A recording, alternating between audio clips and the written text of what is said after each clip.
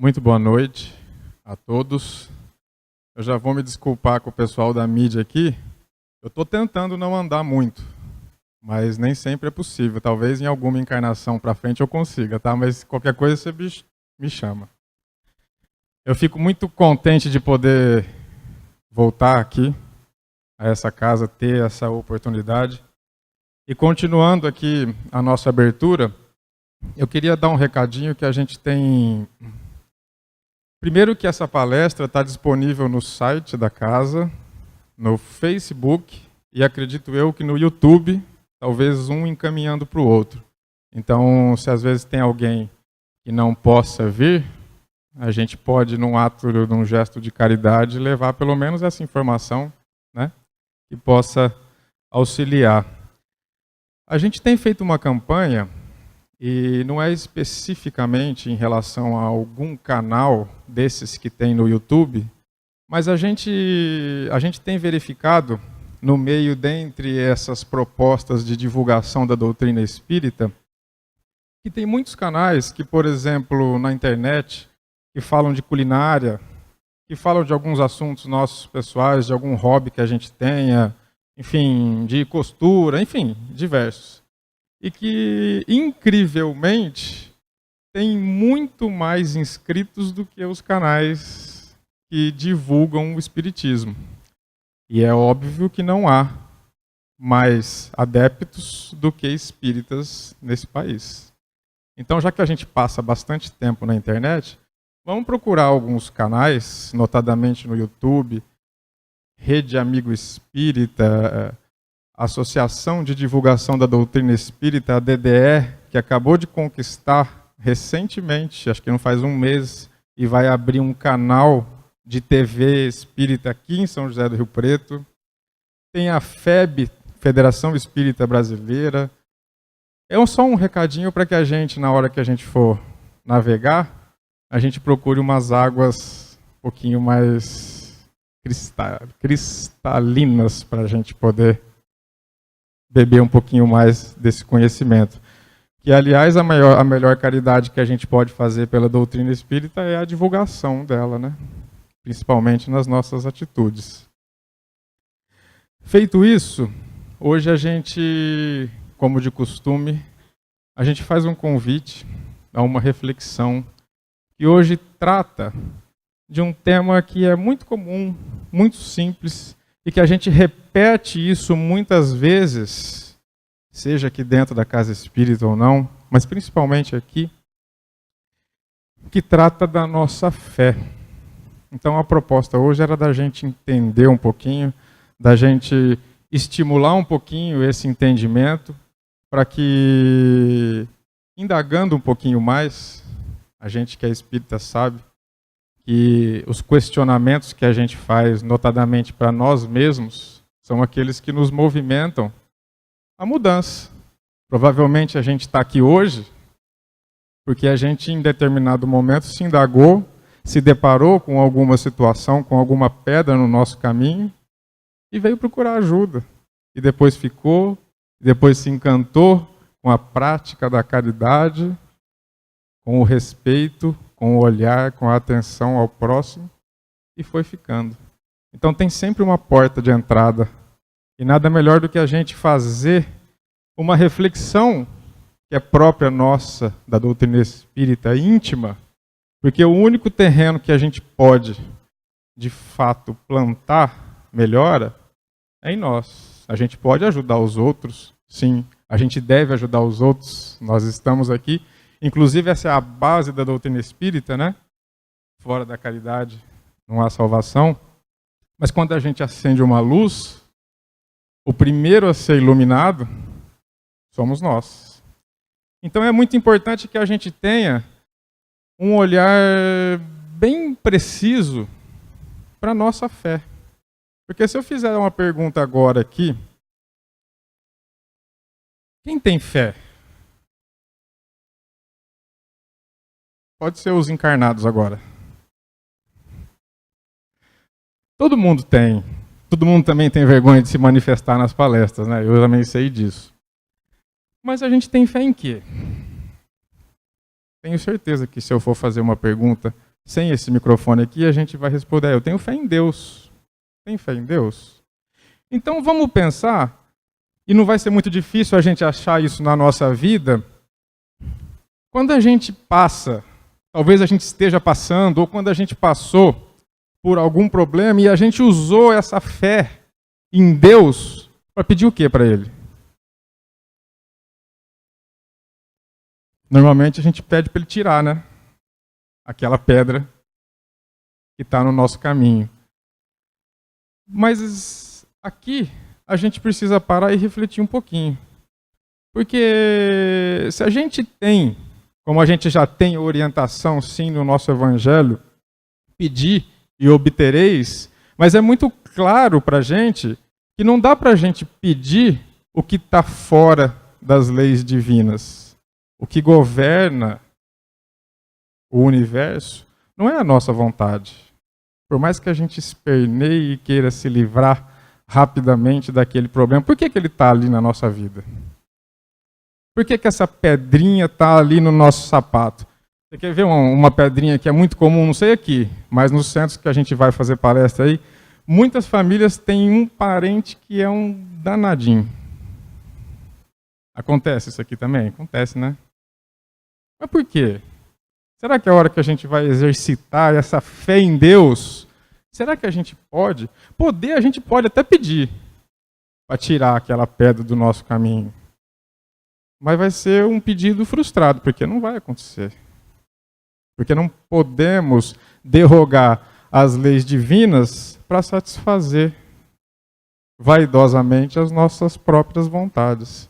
Então dá para notar que o nosso exercício da fé, muitas vezes, vindo no impulso, ele nos gera a um comportamento, a um pensamento, a depositar esperanças em coisas que Deus não vai e não pode fazer por nós. Não é que Ele não possa tirar esse problema do nosso caminho, mas se Ele colocou esse problema no nosso caminho, nós, ou melhor, nós conquistamos a chance de ter esse problema no nosso caminho, é justamente para a gente aprender com Ele. Então a gente já consegue entender que quanto mais rápido a gente aprender com aquela situação, uma situação, por exemplo, que nos traga impaciência ou intolerância. E olha, vou dar uma informação que não é nova. Normalmente está dentro de casa, está dentro da família. Porque quer lugar melhor para você ter contato com aquela situação que é necessária para te fazer despertar e melhorar do que naquele convívio que está ali todo dia com você? Porque aqui é muito fácil. Aqui a gente vem uma vez por semana. É fácil. Aqui é muito mais fácil ser cristão. Aqui é muito mais fácil professar essa fé. Porque estamos todos aqui reunidos para um propósito. Para o propósito de aprender, de trocar experiências e de nos melhorar sim. Aqui a gente está aprendendo.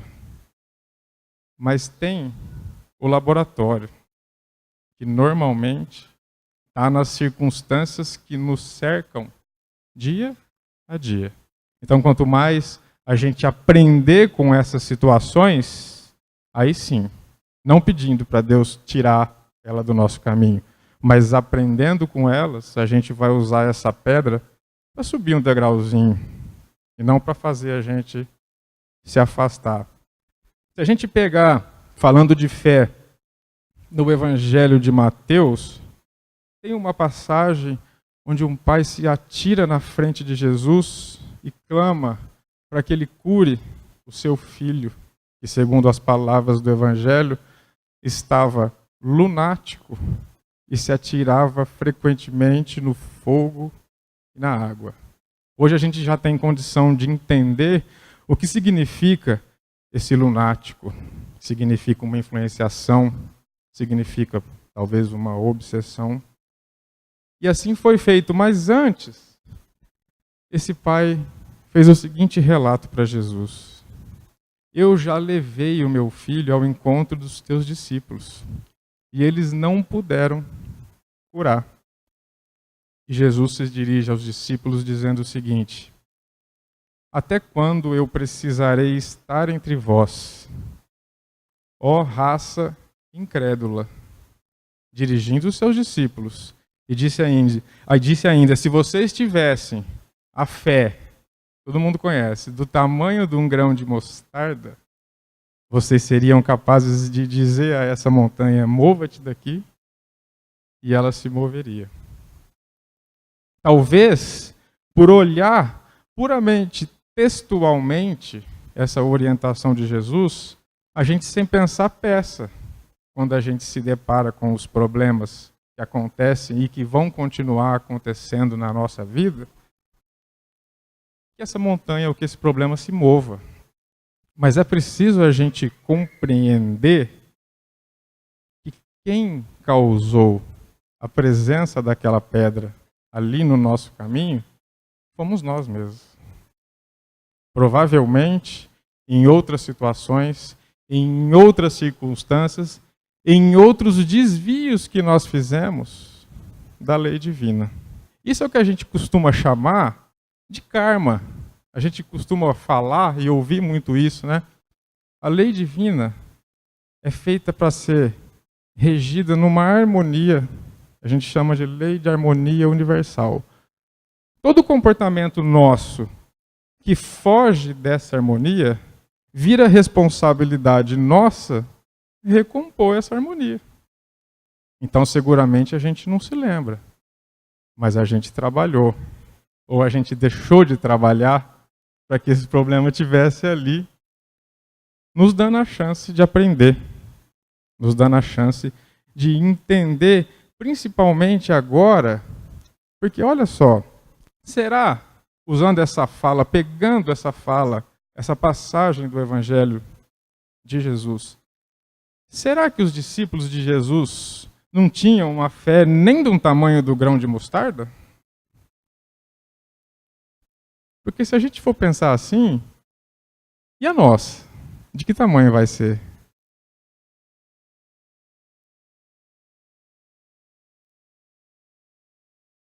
E será pior ainda, será que Jesus, se a gente entende que os discípulos de Jesus eram sim pessoas de fé, será que Jesus então estava mentindo? Dizendo que eles não tinham a fé nem sequer um tamanho de um grão de mostarda? Dá para notar que a nossa compreensão de fé, sobre a fé, que impacta diretamente no modo da gente agir. Porque a gente age, a gente sente, de acordo com o que a gente pensa. Não é sem razão que o Kardec vem falar para nós, se nós vamos chegar lá, que a nossa fé só é inabalável quando ela é raciocinada. Quando você acredita em Deus, mas sabe por que acredita em Deus? Compreende o que é esse Deus que você acredita? Compreende o papel dele como Criador e, principalmente, compreende o seu como criatura. É assim que essa fé, segundo Kardec nos fala, inabalável porque é capaz de enfrentar a razão frente a frente em qualquer época da humanidade. Então vamos começar entendendo o que é fé. Já que nós temos fé em Deus, estamos no caminho de descortinar um pouquinho desse nosso conhecimento sobre a fé, nós temos que começar a entender o que é a fé. O que é? Como que a gente poderia, sem preocupação filosófica, não, de maneira, vamos falar assim, arroz e feijão, o que é a fé? Como é que a gente poderia falar, caracterizar ou descrever a fé?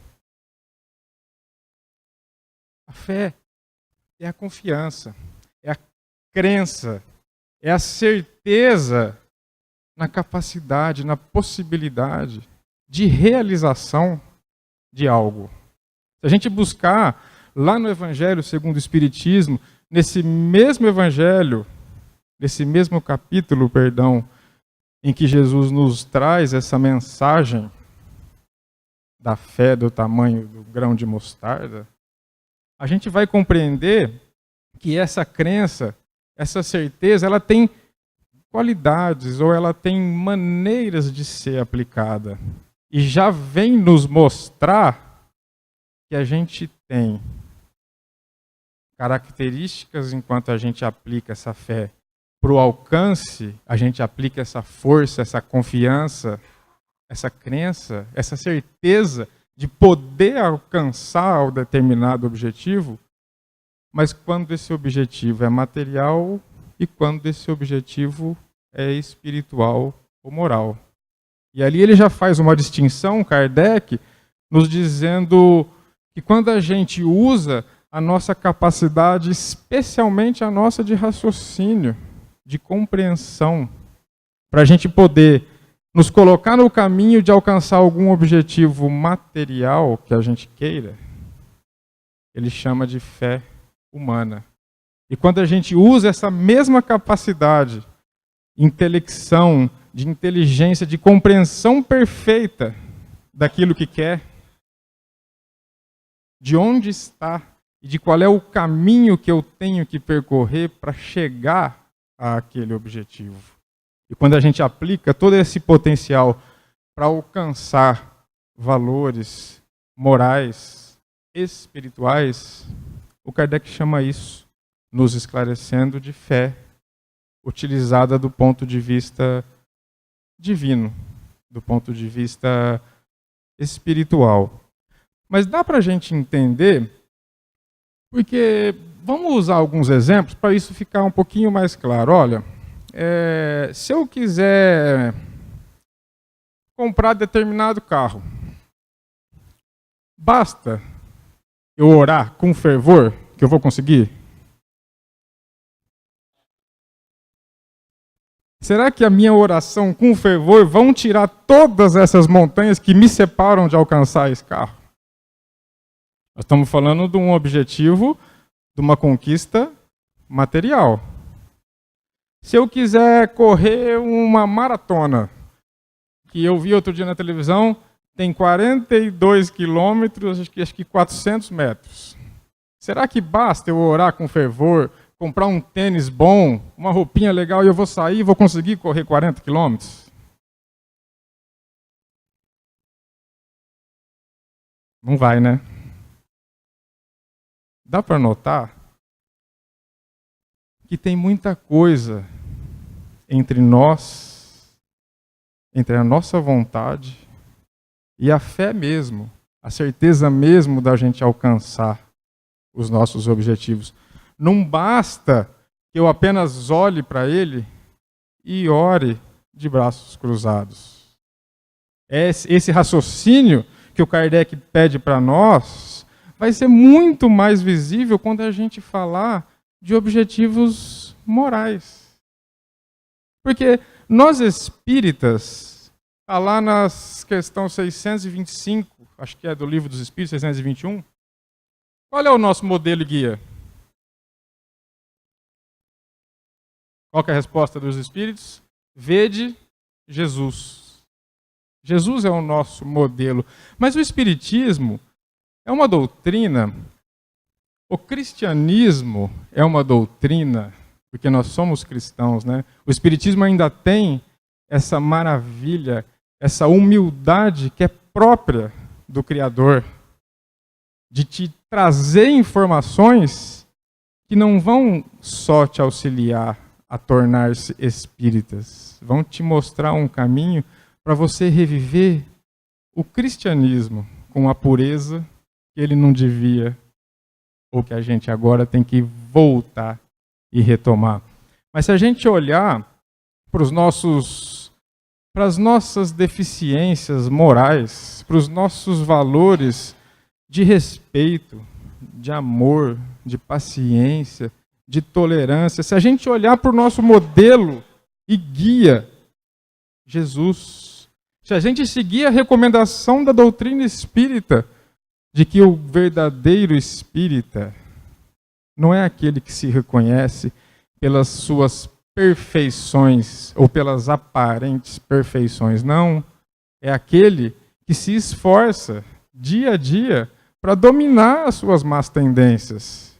É aquele que trabalha hoje para ser melhor do que ontem e planta muito hoje para poder colher amanhã.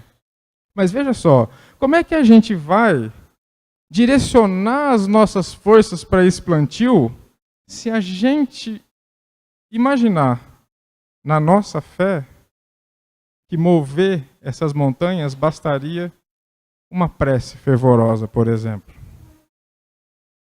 Dá para entender a importância de que o Kardec coloca para nós, de que a doutrina, os espíritos colocam para nós, sugestionados, questionados pelo Kardec, do raciocínio? Porque se a gente não parar para pensar, como é que eu vou conseguir estabelecer um programa para sair de onde eu estou e chegar ao objetivo que eu quero? Não tem jeito. Porque essa fé, essa confiança, essa certeza, ela passa por 3 passos. Primeiro, entender qual a distância que eu estou desse meu objetivo, seja ele material, seja ele moral, né? Ela passa por eu enxergar o ponto onde eu estou e o ponto onde eu quero chegar. Porque aí eu consigo fazer o que é mais valioso, usar as minhas capacidades, as nossas capacidades, para traçar o plano do que é que a gente tem que fazer para chegar lá. Mas veja só, pode parecer até uma incongruência. Se a gente tem como meta Jesus, nós somos cristãos, cristãos não é ser seguidor do Cristo? Aqueles que cultivam os exemplos e os ensinamentos do Cristo. Se o nosso caminho, segundo o Livro dos Espíritos, é o esforço, eu pergunto para vocês assim, quem é que vai chegar ao final dessa encarnação aqui no mesmo nível de Jesus? É difícil, né? É por isso, outro dia eu ouvi uma pessoa que apontava isso até como uma maneira, uma crítica, dizendo que o Espiritismo tinha inventado essa questão da reencarnação só para ter um ponto de diferenciação das demais doutrinas espíritas. Gente, como é que eu consigo? Eu tenho uma doutrina moral, de ensinamentos de comportamento moral, que é o Espiritismo. Eu tenho Jesus como meta. Dá para chegar numa vez só? Dá para a gente tirar a nossa moral, o nosso conteúdo todo de moral que a gente tem hoje, em direção a Jesus, e chegar nessa encarnação? Numa só? Que estímulo que a gente teria para seguir esses preceitos comportamentais, morais, se a gente já começasse aqui sabendo que não ia dar para chegar lá no final?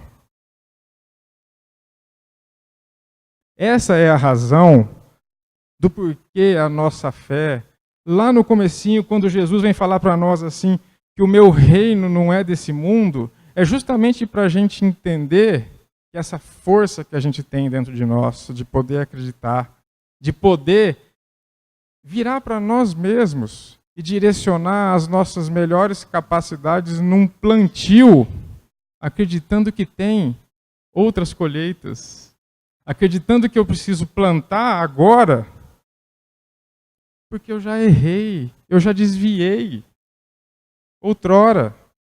Acreditar que nós somos espíritos, muitos de nós milenares, e não adianta a gente ter, como diz o André Luiz, para que tanta ansiedade se vocês são milenares e ainda têm uma eternidade pela frente? Essa é a importância da gente. Como é que a gente pode estabelecer um alvo, um objetivo moral, que é Jesus, sem ter a oportunidade de chegar lá? Ou melhor, que estímulo que a gente teria para seguir esse Jesus se a gente não soubesse que teríamos sim, já porque estamos muito distantes moralmente dele, muitas oportunidades para poder correr atrás.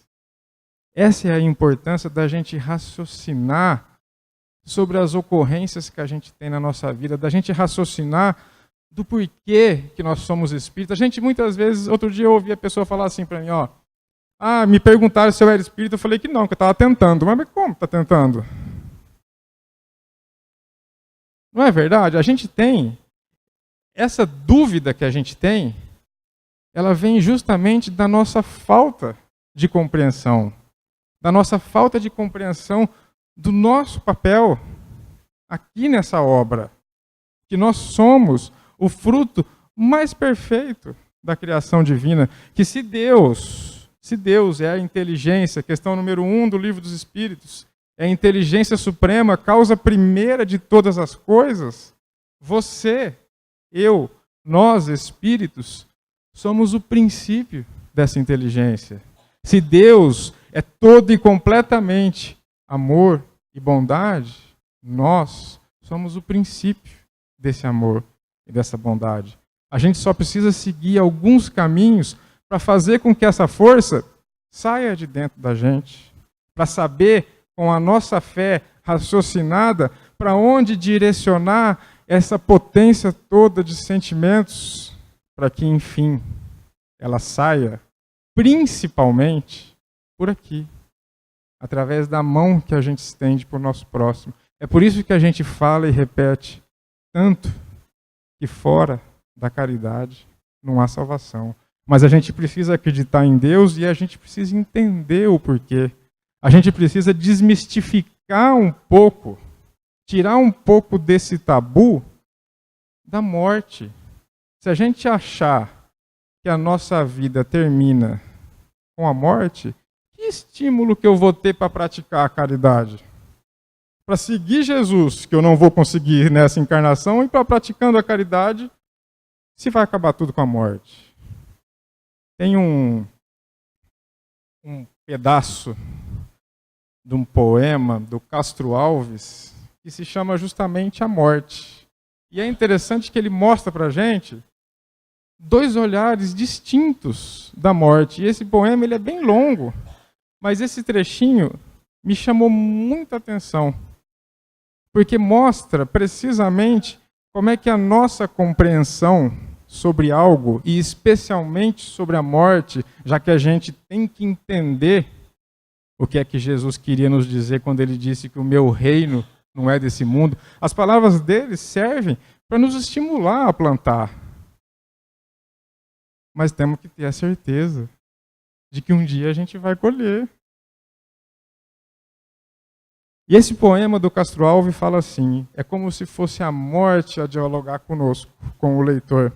E diz assim, se às vezes te afiguras que eu sou a foice fria, horrenda e orgulhosa que espedaça com os teus heróis, verás que eu sou a mão terna que rasga abismos profundos e te mostra bilhões de mundos e te mostra bilhões de sóis. E continua assim, portanto, homem, se tens por guia a prática do bem na vida, olha o sol de fronte erguida e me espera com fervor.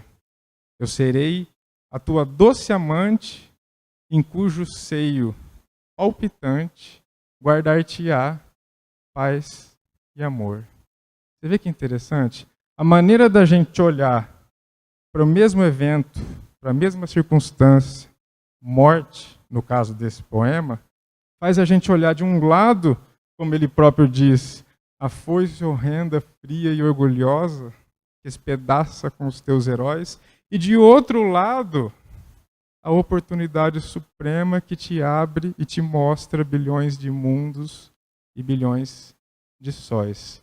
Já dá para entender que a forma como a gente grava o nosso conhecimento, a forma como que a gente direciona as nossas capacidades e, principalmente, a forma com que a gente raciocina a nossa posição nessa obra da criação, fazem toda a diferença na maneira com que a gente direciona essa força linda do amor que está gravada no coraçãozinho de cada um de nós. Se a gente parar e olhar um pouquinho, a gente se assemelha à natureza sempre nos ensinando, né? Como é que nasce uma borboleta? Né? A borboleta ela vem de um casulinho que chama crisálida, né? E o que acontece com ela? Como é que ela se forma? Porque muitas vezes, no exercício da nossa fé, a gente erra nessa etapa de progresso. Olha só. Se a gente pegasse aquele casulo em que ela ainda não se libertou e a gente abrisse esse casulo, o que aconteceria com ela? Ela morreria. Ela não ia conseguir voar. Por quê?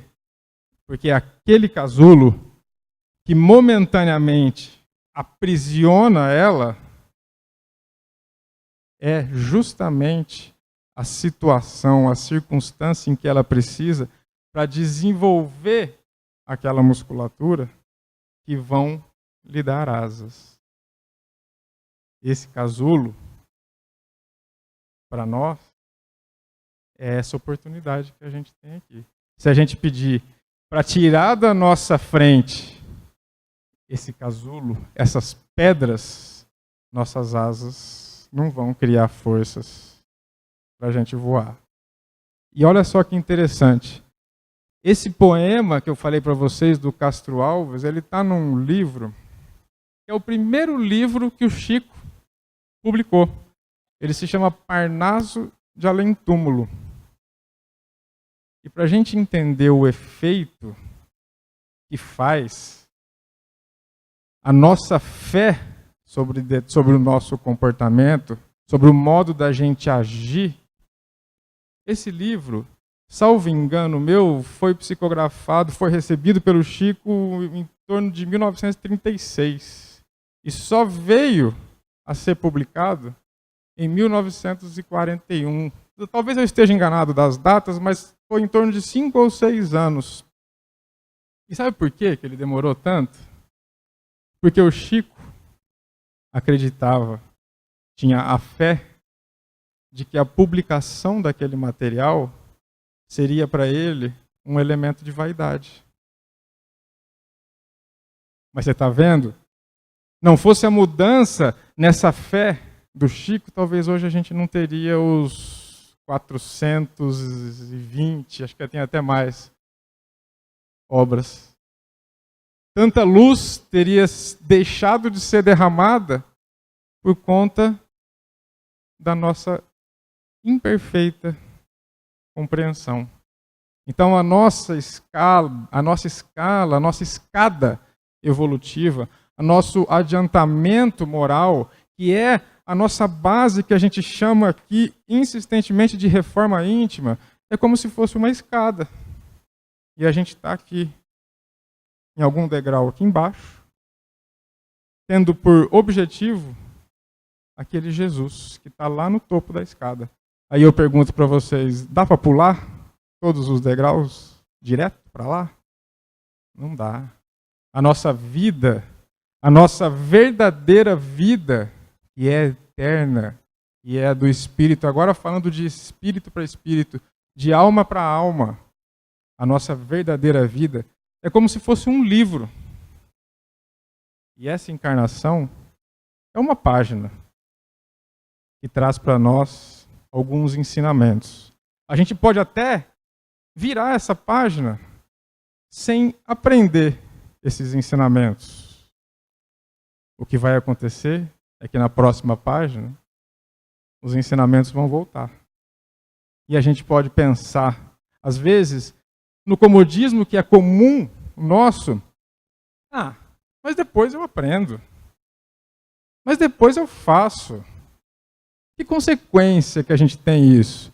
Deus, na sua infinita misericórdia, vai te dar sempre uma oportunidade de fazer, de refazer. Mas para a gente pensar um pouquinho em que consequências e poder ajustar a nossa fé para colocar sim essa força nossa do amor a serviço dessa melhora nossa, eu faria uma pergunta. Eu posso deixar para depois. E o que é que aconteceria conosco? Aconteceria conosco que atrasado, aqueles a que você ama continuariam a jornada. E você possivelmente deixaria de ter contato com eles. O que já é um grande estímulo para a gente começar, para a gente entender, para a gente sim questionar, mas se apropriando de que nós estamos escrevendo nesse livro eterno essa página dessa vida. E essa oportunidade que a gente tem aqui, segundo as comunicações dos espíritos que estão em condição de encarnar aqui na Terra, apenas 1/3 deles está encarnado. Então, vamos arregaçar as mangas, porque tem outros 2 irmãozinhos querendo essa vaga nesse corpo que você está aí. Então, não é porque é sexta-feira que a gente pode cruzar os braços. Que a gente tem, assim, muita fé, que a gente tem, assim, a esperança, mas não é a esperança de esperar aquele monte, aquela montanha se mover. É a esperança ativa. É a esperança que é a confiança de alcançar um objetivo. Por que a gente fez? Por que a gente plantou? Se eu não plantar, eu não vou colher. E aproveitando essas palavras e essa reflexão, eu lembraria que estamos a todo instante tendo a oportunidade de nos encontrar, tal como aconteceu com aquele que era um caçador de cristãos, Saulo, que a gente conhece bem a história, às portas da cidade de Damasco, teve uma visão, um encontro espiritual com Jesus e se converteu no nosso grande divulgador do cristianismo, Paulo de Tarso. E aproveitou aquela oportunidade para dizer para Jesus: o que queres de mim? E quais foram as mensagens que Jesus disse para ele, que fizeram que ele mudasse do perseguidor de cristãos para o grande divulgador do cristianismo? Ama, trabalha, espera de esperança e perdoa. Então, vindo de Jesus e se serviu para o grande divulgador do cristianismo, seguramente vai servir para a gente também. Agradeço o convite, a oportunidade que vocês sempre carinhosamente me dão. E para vocês agradeço muito especialmente a energia e a atenção. Boa noite.